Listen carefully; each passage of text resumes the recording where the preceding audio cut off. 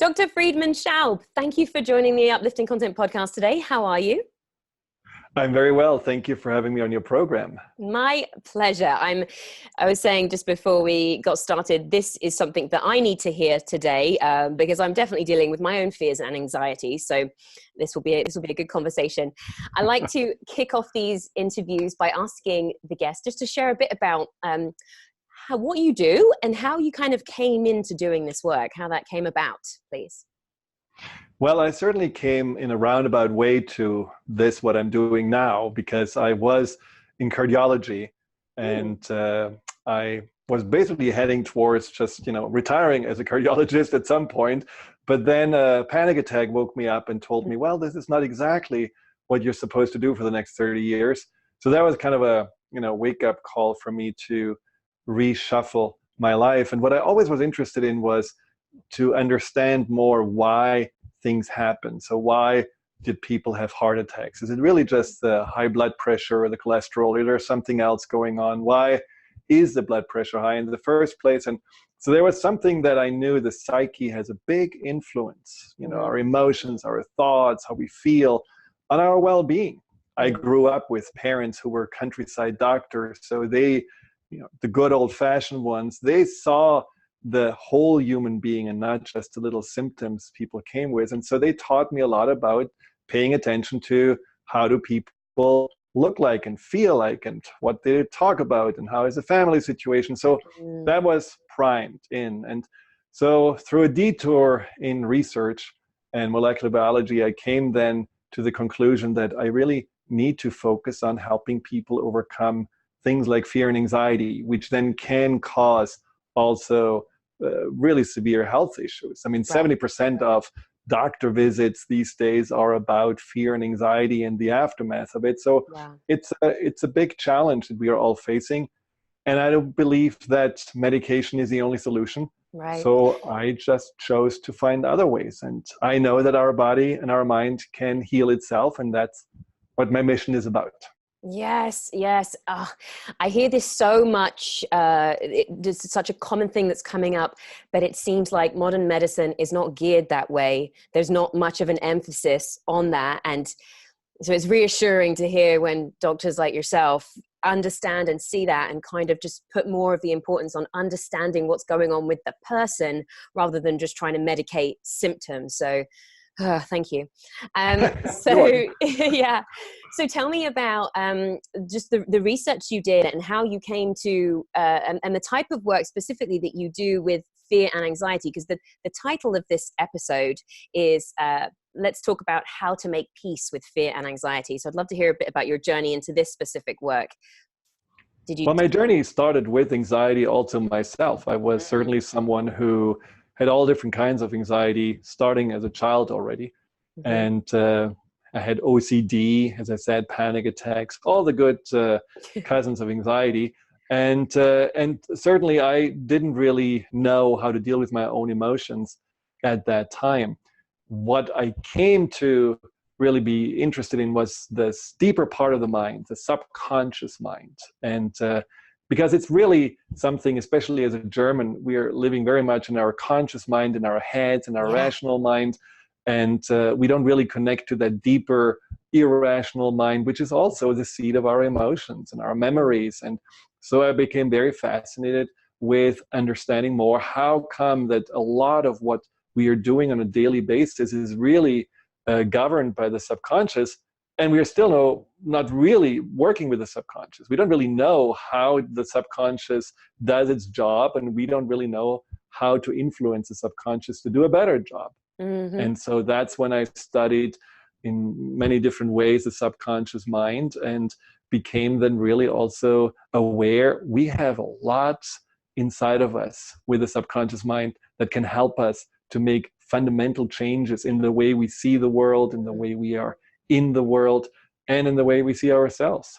And so after, all these studies, I started working with clients on a certain program and helping them to become more familiar with their subconscious mind, and with that also become more befriending with their emotions. And fear and anxiety is just a big one. It because so is. many people see fear and anxiety as, oh my God, there is a monster in me. There is cancer I want to cut out because it feels so bad.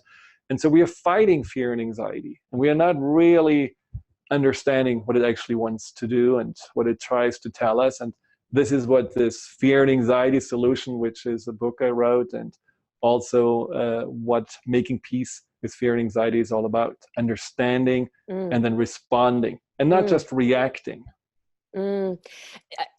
Yes, and I want to touch on this idea about subconscious stuff. It's been a common theme in episodes that I've had with other guests. One particular person, Dr. Bruce Lipton, we had a real good conversation about this subconscious, how 5% of what shows up in our life is from the conscious decisions and moves we're making, and 95% of that comes from subconscious programming. And so if we may want to be successful, we may want to be financially free, we may want to be healthy, but 95% of what is actually happening is all subconscious. And so it is so important to, like you say, understand that. And then I was having another conversation with a fabulous woman called Megan Z, and about these fears and anxieties, and that experience that you had as being like a guide when something's not right, when something's not working from you. And like you say, some people try to fight fear, but actually use that as a sign that there's something that I need to look at now and work on or work through. And so can you tell me a bit about how you work with clients to make peace with their fears and anxiety? Like, what are some of the things that you do with people, or people can do? Well, let me say first that all that you said exactly I agree with. And I do believe there are 3 different levels of anxiety. So the first level is the anxiety we have learned. Subconsciously, we programmed a certain way of thinking about the world and believing into that subconscious matrix. And that makes us then anxious. It makes us anxious when we are feeling criticized. It makes us anxious when we are feeling that, we're not reaching our goals. It makes us anxious when, there is just a lot of people around and feel overwhelmed. I mean, there's a lot of subconscious programming on what's safe and what's not safe. Yeah. So that's the first level. Now, the second level, what, Megan was talking about, is when you have cleared up all of that, then your subconscious is up to date. And then it says, oh, I'm not really reacting from my childhood patterns. Now I can actually really give information that is valid and useful, such as, are you in balance or out of balance? Are you on track or not on track? Are you connected to yourself or not to yourself? Because you're living more outside of yourself. That is where anxiety, that more helpful GPS system, comes in. And that can only work well if you have a program update. That means you have to really clean out your subconscious baggage and really update your beliefs. And then the third level anxiety is the most challenging one. This is when we don't understand anxiety, and we are anxious because we're anxious. And this is one of those cycles so many people are in. They're saying, I'm not feeling anxious, but every morning I'm afraid that the anxiety may come back. Oof. And just as I think about the anxiety coming back, I'm already creating more anxiety. And this is a vicious cycle where, when people understand the anxiety doesn't come back, when you actually addressed all those root causes, and when you see the anxiety more as an inner guidance system than some enemy that wants to make your life miserable, then that third level of anxiety goes away. And so, to answer your question about my work, I really delve into this subconscious matrix. So we are first understanding really, so what is really on a childhood level, and maybe even before, programmed into your subconscious in regards to the emotional baggage, those triggers that just still come up in our life. These can be traumas, these can be confusions, this can be, maybe some teacher was making fun of you in front of the class, and since ever then, the belief that you shouldn't be seen or you shouldn't really stand out is anchored in yourself. But then there is also what a lot of people suffer from, that inner conflict. And this is the giveaway I want to share with your audience, this subconscious conflict between 2 sides inside of us that are constantly battling with each other. And we don't really realize that this is such a trigger for anxiety. So let's say you, for example, I'm not sure if you're anxious about something specific, but let's, as an example, say you would be, on the one hand, really excited to be out there, be seen, be visible, have a lot of audience. But then there is a part inside of you that feels very scared of getting too much attention and maybe getting criticized and getting judged, and wants to rather avoid and sit at home and not deal with it. So you would have Dr. a Friedemann, conflict. are you a psychic? Because that is exactly what is going on with me, and that's freaking me out that you just nailed it so perfectly. Yes, But continue now with you your know wisdom. that you have to watch this video that helps you to resolve that conflict. I definitely do. Yeah, and and lots of people can relate to that. But it could be another example, just to put the attention away from you.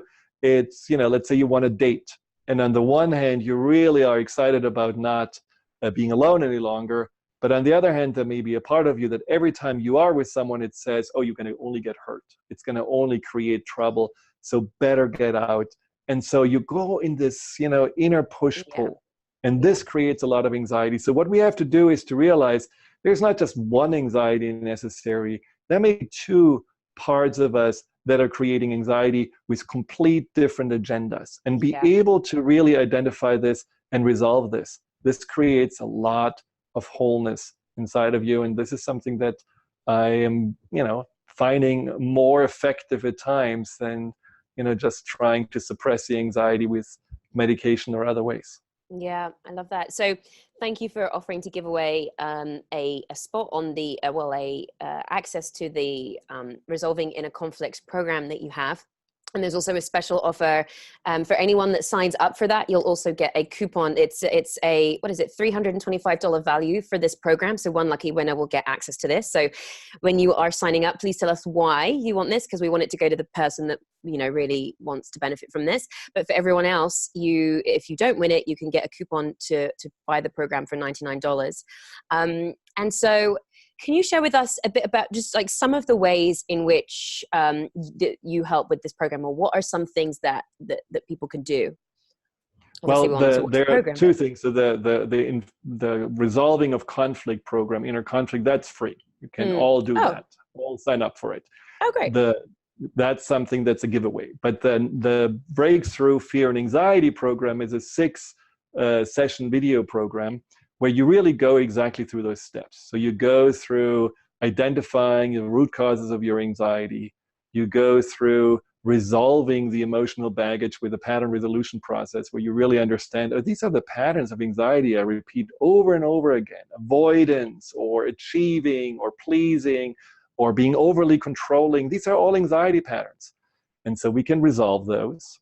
And then also in that program, you resolve, again, the conflicts on a deeper level, which has a lot to do also with understanding that there are often people entangled to a conflict. The teacher that made you feel bad, that is a person you have to eventually disentangle from on a subconscious level and literally forgive. And not forgiving in a way of, oh, I'm better than you, so I forgive you anyhow. No, it's more about releasing yourself from the patterns and the beliefs that this person imprinted on you.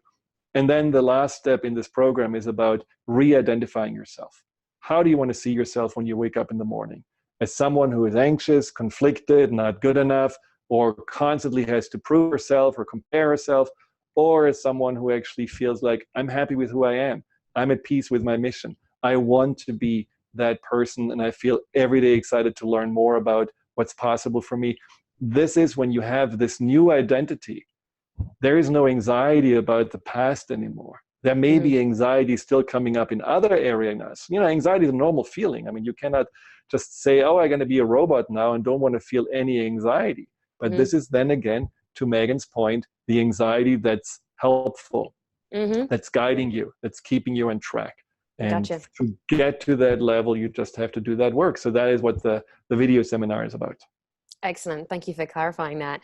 I like with these podcast episodes to give our listeners, practical, like actual things that they can do or benefit from, to sort of put some of these ideas and these things that we're talking about into practice, like actual things. Do you have some stuff to share for some, the people that are sort of dealing with that fear and anxiety right now?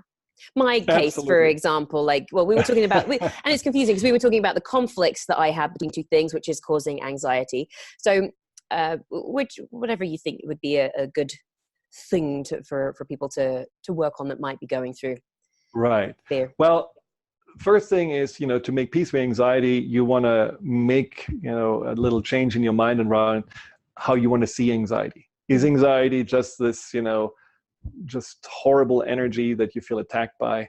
Or can you imagine anxiety as its root cause, as maybe a smaller self who just is stuck in the past and is still afraid of judgment, criticism, or, still feel misguided?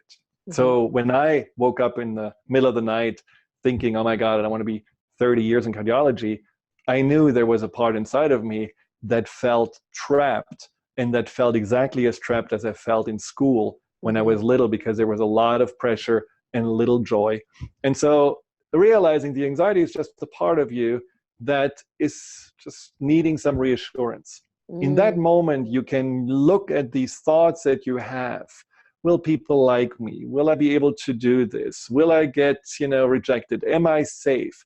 You can look at these negative thoughts that you have that create anxiety, not just as monkey mind chatter, but really as questions from a part inside of you that wants answers. So don't ignore your negative thoughts, but imagine, okay, there's a little innocent part inside of me that doesn't see how strong I am, that doesn't understand that I am safe and that I can handle life, that still sees me as someone who potentially can get hurt. So I need to have a little chat with this anxious part of me, compassionately and calmly, and answer the question, yes, I'm safe. Yes, I'm good enough. Yes, it's going to be fine. Yes, I make mistakes. That's perfectly fine. I'm learning more from mistakes than from successes. Whatever you want to say. But the point is that as soon as you connect to that perspective to the anxiety, you become the mentor, and you're no longer the victim of your own emotions. And when I work with clients and they just do this little exercise for 2 weeks, every day, 3 thoughts, they're just going to have that approach. Within 2 weeks, 80% of the negative self-talk disappears. They are just 80% calmer, and therefore have also 80% less of those triggering anxiety moments. And that's just fantastic, because you really know self-compassion, which is ultimately what this is about, and being your own mentor is one of the major aspects to healing, because we all have misguided programs in our mind, because as well as our parents meant, or our teachers, or our friends meant, they can never really understand completely who we are, because the only person who can do this is ourselves. Right. So we are the only ones who can really teach ourselves this version that we want to be. And that's the job that we have as adults, to really address that from the inside out. And you can do this with your eyes closed. You can do this in writing. You can do this as you're driving. Having a nice little chat with yourself in this regard will really do wonders. So becoming your own mentor, and let's take, for example, someone that is struggling financially, is worried about making rent, has all these sort of pressures, maybe has family or whatever. When they start to feel anxious in that moment, it would be stepping in as a mentor and just sort of the reassurance, but then also you were saying asking questions.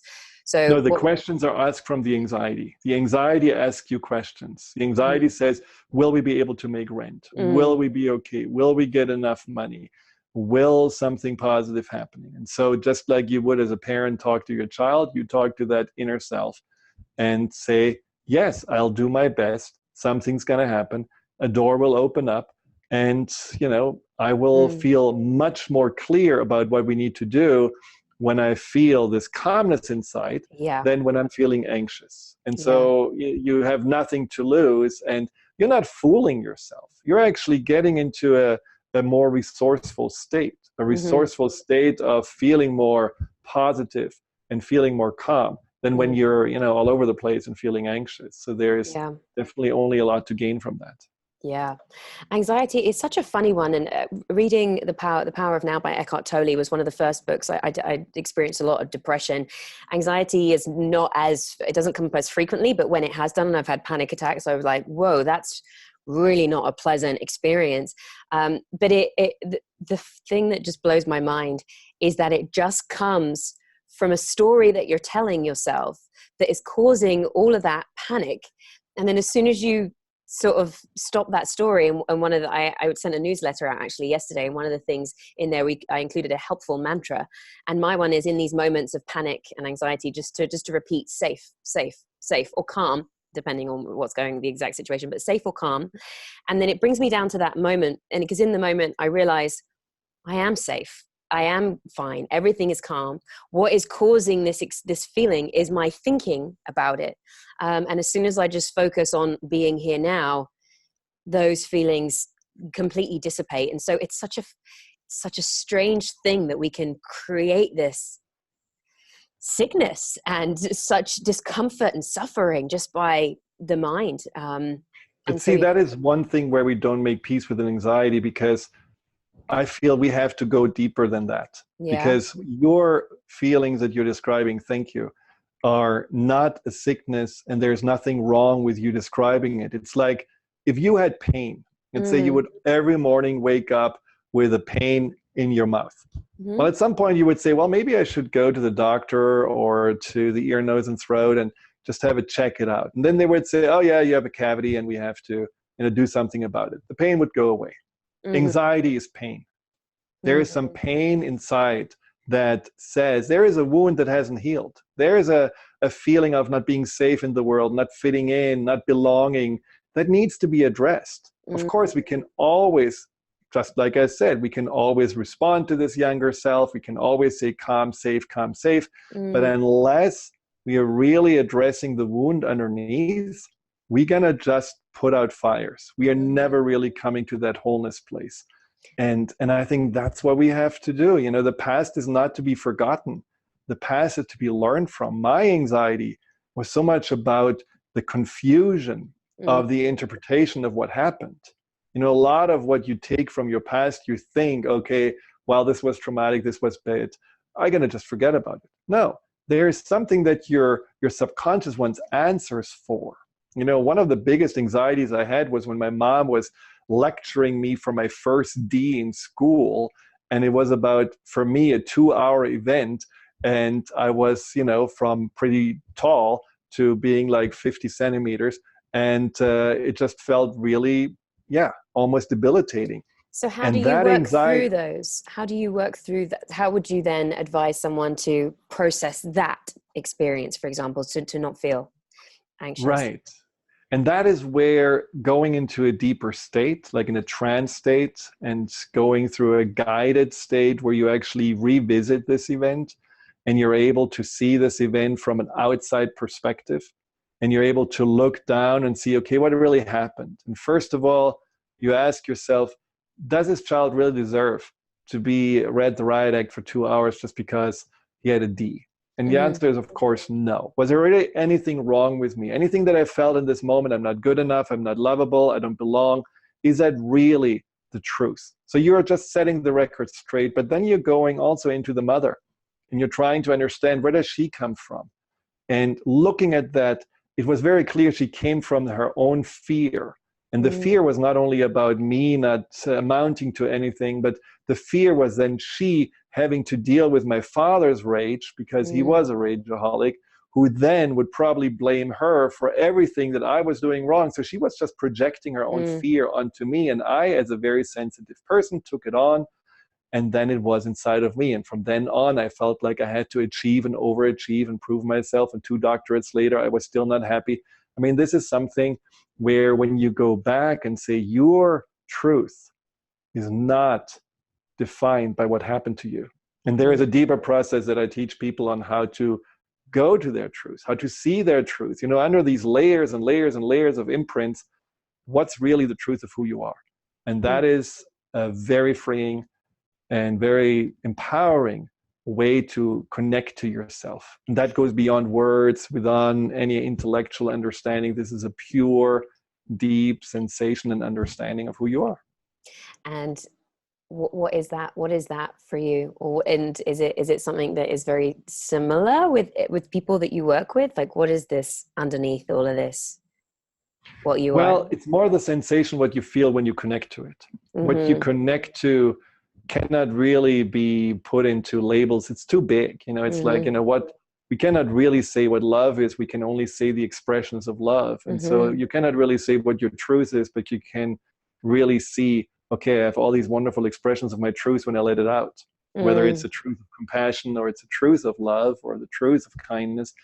But when you're connecting to that truth, when you're really fully anchoring yourself in it, you don't see yourself any longer as someone who can be judged or criticized, because you're completely at peace with yourself. And you have a complete and deep trust that you are on your path, on your mission. And the only thing you have to do is to unfold into exactly that, what you're meant to be, just like everything else in nature.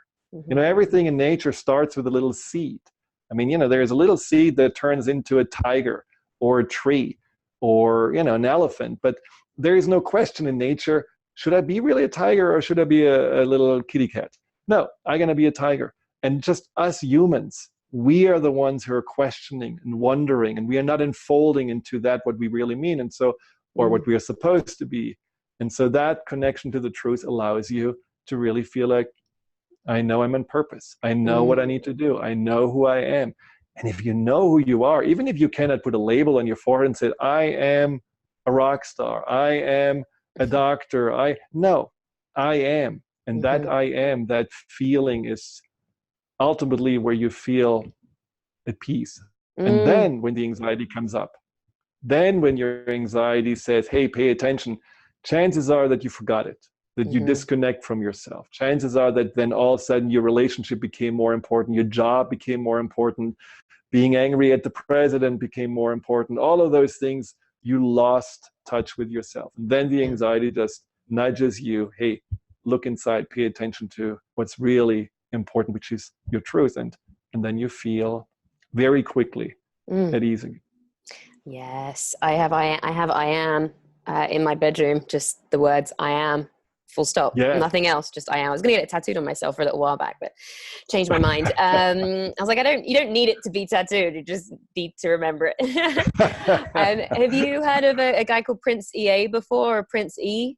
He's a spoken word artist, American spoken word artist. He makes really beautiful videos. Have you heard of him perchance? No. He has a fabulous video called I Am Not Black, You Are Not White. And it's all about, you know, we are conditioned to give ourselves labels, and, you know, we label each other, and it's just removing these labels and getting to what's underneath. And just for me, awakening has come from just unlearning and detaching from all of these things. I am not British. I was born on some land that people have called Great Britain. I am not British. It's like, it's just unlearning all of these things.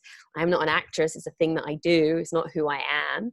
And just, letting go of these attachments to labels, which is very freeing. Sometimes I do get caught up in just life and the world, and it catches up with me.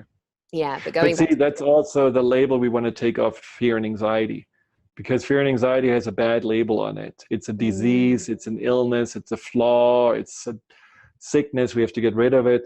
So we have to unlabel that too, which is one of the reasons why I left medicine, because it was everything about labels. All is about telling people this is what's wrong with you, and this is who you are, and this is what you have, and it has its merits, but at the same time it also puts people into some kind of a limiting belief about themselves and to a little imprisonment in their mind. So if we can, and if all your listeners can, just have a much more unlabeled view on fear and anxiety, and being just open to see it when next time it comes as something they're curious about and something they sit with, say, I'm wondering what my anxiety is telling me. Is it something about my childhood?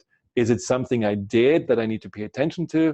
Is it a sign that I'm not totally identifying myself with my I am, but maybe more identifying myself with what my boss wanted from me, or what my girlfriend or boyfriend just said to me? Just be curious. The anxiety talks to you. It doesn't want to chase you away. The problem is when we are running away from the anxiety, it just screams louder because it wants to reach you. It's like befriending, the idea of like, I visualize just that you're befriending it and it's trying to be your friend. And when you're running from it, it chases after you shouting, but really it just wants you to sit with it and listen.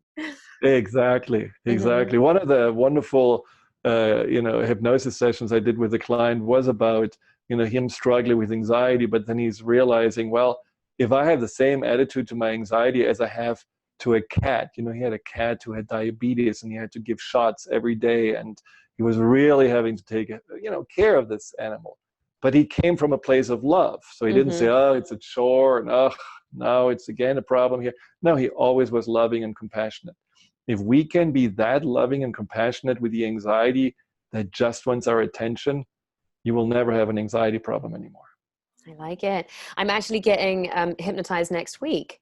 And so I'm curious that this is, I mean, one of my questions was going to be, how do people work with you? How do you, you know, is it like a one-on-one session? Do you do group sessions? Obviously there's online programs, but it seems like hypnosis is a part of your work too. How, is that right? Yeah, I do. I mean, this basically it's about the subconscious, and it's about conscious subconscious alignment. And for that, there are wonderful tools like hypnotherapy or timeline therapy or neurolinguistic programming or energy medicine. I mean, there are a lot of things we can do to reach the subconscious, but it's not about the tools. You know, that's one thing that I always felt in medicine. Oh yeah, the medication gonna do the healing. No, the medication doesn't do the healing. The body does the healing, and the medication is simply just helping the body to do the healing. And that's the same with all of those tools. So if you do hypnosis, what really does the healing is your subconscious. And in all of those tools, so you have to be able to, it's not really anything that is done to you, just to put it out there, because a lot of people are afraid of, oh, someone hypnotizes me, so that means they control me. No, it's really about you letting your subconscious be listened to, and letting your subconscious also get new information it needs so that it can serve you better. And that's what hypnosis does. That's what NLP does, all these wonderful methods. And, you know, since I have been doing this for over 15 years, such a great admiration for the subconscious and its possibilities that I just feel like if we all would befriend not only anxiety, but really our subconscious, oh my God, the world would be a really different place. Wow, that would be pretty spectacular. Well, I like that you're doing the work to help people on that track. That's beautiful. Just to wrap up with, what is something that's exciting for you right now that you've got coming up or that you're working on? Well, exciting is that I'm wrapping up my next book, and it's going to be about empowerment, and it's going to be about survival patterns. You know, so many people live in survival mode, not just with, you know, finances. It's about our mindset, how we are letting these subconscious survival archetypes run our life. And we, you know, the classic example is busyness. I'm very much for stopping busyness in our life. We have busyness as almost like a justification for existence. Like, you know, I'm busy, as if this is something to feel proud about. And so we have to see this is part of our survival mode of always doing something, being productive, showing that we are, you know, making contribution. And that keeps us in a stress level that is unhealthy. So if we would be able just to go in thriving mode, and this is what the book is about, how can you make your survival patterns into thriving patterns? Then again, I think we are way happier and probably also much more on purpose than we are right now. Yeah, that's fantastic. When is that scheduled to be released? Well, let's finish it first, probably next year. But you know how the process always goes. You give it to your publisher, and then they take their time. I'm just starting the process, working on my first book, and I have a lot of even more respect and admiration for people that write books. It's not for me. It's not been an easy feat. Let's just say that. And it's just, you know, you just want so much to get this message across, and it's just you know, finding the way to do that is proved quite challenging, but I'm sure it's fantastic when it happens. And you have other books. Tell us about the other book. You mentioned it briefly. There is the Fear and Anxiety Solution. And the Fear and Anxiety Solution is a step-by-step process that actually makes you acquainted with your subconscious, and it helps you to go already into those pattern resolution processes and all that, what I'm describing. The only thing is that, you know, it gives you really the time to go through it, to learn it. And sometimes it's hard. You know, I wrote the book really as an alternative to having the sessions or doing the seminars, just for people to have a way to have tools. As I said at the beginning, we don't know how to deal with emotions. I think mindfulness, for example, is a wonderful, wonderful way, but it doesn't necessarily help your subconscious to resolve the past. It makes you feel more at ease with the present, but it doesn't help your subconscious to reprogram its thinking. And I think, just helping your subconscious more to become the ally it's meant to be. For that, we need to have tools. We need to learn the language of the subconscious. We need to know what does the subconscious care about and what does it not care about. And this is described in the book. And I think it has been very helpful for many people. And I'm sure some of your listeners may also benefit from it. Fabulous. Well, we'll have a link to your website where they can find all sorts of information about that, as well as the sign up link to the Breakthrough Empowerment Program. Thank you so much for joining me today. This has been fabulous. Great topic, as always, to talk about. Thanks again. Thank you very much. It was real fun. My pleasure. And I'll see you all next week. Bye.